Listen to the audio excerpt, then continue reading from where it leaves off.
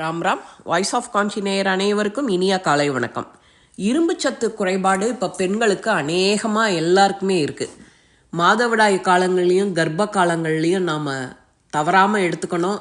அதில் கவனத்தை செலுத்தணும். உணவில் பட்டாணியை தினமும் சேர்த்துக்கணும். கீரை, திராட்சை இரவில் 4-5 ஊற வச்சு மார்னிங் சாப்பிட்ணும். அதே போல் பேரிச்சம்பழம் இதெல்லாம் சாப்பிட்டாலே நமக்கு அந்த உடலில் தேவையான இரும்புச்சத்து நமக்கு கிடச்சிடும்.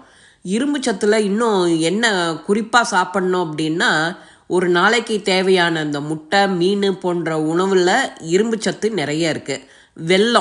வெல்லத்தை தவிர அந்த எள்ளு சேர்த்த உணவுலேயும் இது ஜாஸ்தி இருக்குது இரும்பு சத்து.